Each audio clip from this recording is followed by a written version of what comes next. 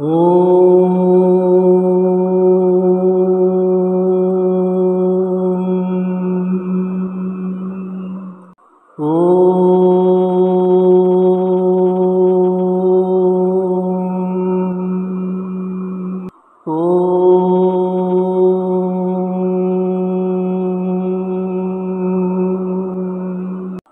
ओंकारोबिंदुसंयुक्तं नित्यं ध्यायन्ति योगिनां कामदं मोक्षदं तुभ्यं ओंकाराय नमो नमः। गुरुब्रह्मा गुरुर्विष्णु गुरुदेव महेश्वर गुरु साक्षात् परं ब्रह्म तस्मै श्री गुरवे नमः। अज्ञानतिमिरान्धस्य ज्ञानाञ्जनशलाकया चक्षुरुन्मीलितं येन तस्मै श्री गुरवे नमः। अखण्डमण्डलाकारं व्याप्तं येन चराचरं तत्पदं दर्शितं येन तस्मै श्री गुरवे नमः। ध्यानमूलं गुरोर्मूर्ति पूजामूलं गुरोर्पदं मंत्रमूलं गुरोर्वाक्यं मोक्षमूलं गुरोर्कृपा। मन्नाथ श्री जगन्नाथ मद्गुरु श्री जगद्गुरु मदात्मा सर्वभूतात्मा तस्मै श्री गुरवे नमः।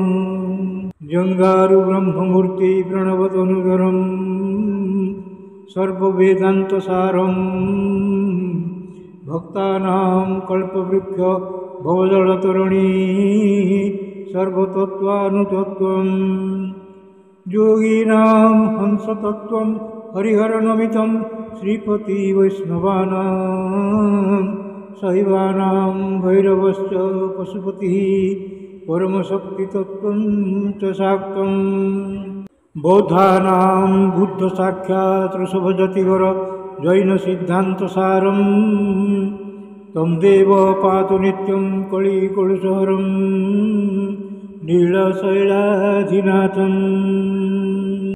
अथ श्रीमद्भागवत महापुराणं पंचमस्कंध अथ एकविंशोऽध्यायः। सूर्यंकर रथ और ताहार गतिर वर्णना।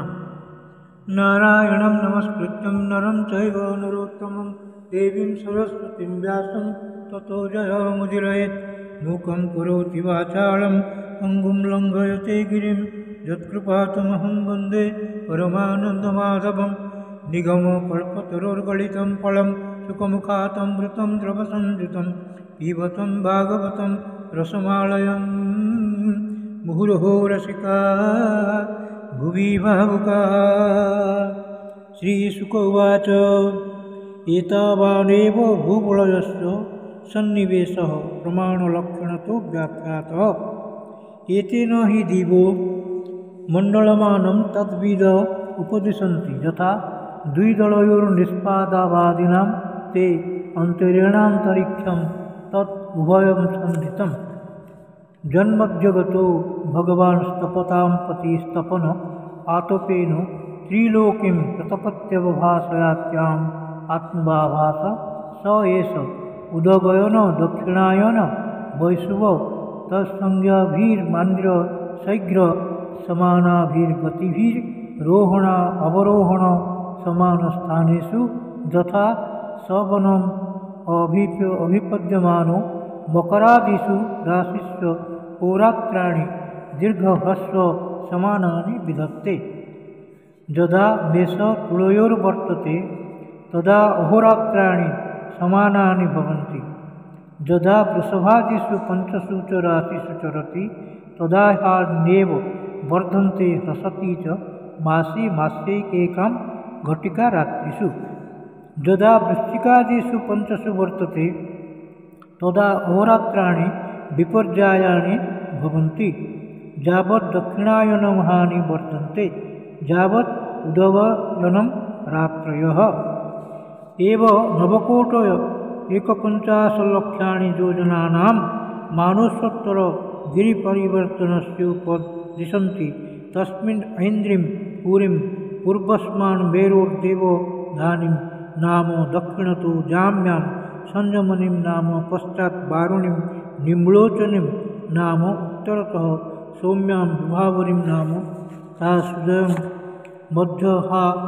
मध्याह्नस्तमय निशिथानीति भूतानां प्रवृत्ति निवृत्ति निमित्तानि समयविशेषेण मेरो चतुर्दिशं तत्रत्यानां दिवसमध्यङ्गत एव सदा आदित्यस्तपति सव्येनाचलं दक्षिणेन करोति यत्रोदेति तस्य समानसूत्रनिपाते निम्लोचति यत्र क्वचन सन्देनाभितपति तस्य हैष समानसूत्रनिपाते प्रस्वापयति तत्र गतं न पश्यन्ति जे तं सम् अनुपश्यन् यदा चन्द्रः ऊर्जा प्रचलति पञ्चदशघटिकाभिर्जाम्यां सपादकोटिद्वयं योजनानां सार्धद्वादशलक्षाणि साधिकानि योपजाति एवं ततो वारुणीं सौम्यामिन्द्रिं च पुनस्तथान्ये च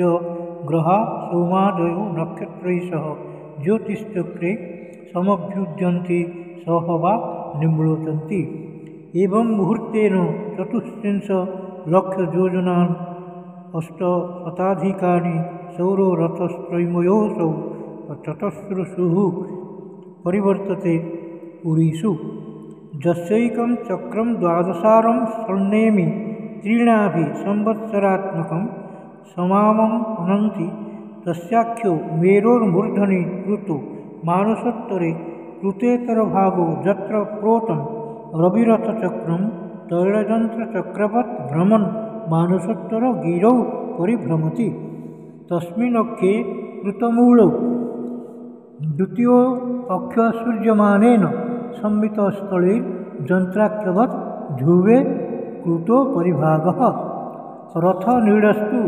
षट्त्रिंशल्लक्षणयोजनायत तत्तुर्यभाग विशालस्तावान् रविरथयुगो यत्र हयश्चन्द्रमानः सप्तारुणयोजिता वहन्ति देवम् आदित्यं पुरस्तात् सवितुररुणः पश्चाच्च नियुक्त शौत्यकर्मणि क्रीडास्ते तथा बालकिल्या ऋषयो अङ्गुष्ठपर्वमात्रा षष्टिसहस्राणि पुरतः सूर्यं सुप्तवाकाय नियुक्ता संस्तुवन्ति तथान्ये च ऋषयो गन्धर्व अप्सरो नागा ग्रामण्यो जातुधानुदेवा इत्यकैकेषु गणाः सप्तचतुर्दश मासि भगवन्तं सूर्यमात्मानं नानानामानं पृथङ् नानानामानः पृथक्कर्मभिर्द्वन्द्वसः उपासते लक्ष्योत्तरं सार्धनवकोटियोजनपरिमण्डलं भूवलयस्य क्षणेन सगव्युत्तरं 200 योजनानि स भुङ्क्ते इति श्रीमद्भागवते महापुराणे पारमहंस्यां संहितायां पञ्चमस्कन्धे ज्योतिश्चक्र सूर्यरथमण्डलवर्णनं नाम एकविंशोऽध्यायः। भीमस्यापि ऋणे भङ्गो मुनेऽपि मतिभ्रमं यदि शुद्धं अशुद्धं वा मम दोषो न विद्यते। श्रीकृष्णार्पणमस्तु श्रीकृष्णार्पणमस्तु श्रीकृष्णार्पणमस्तु।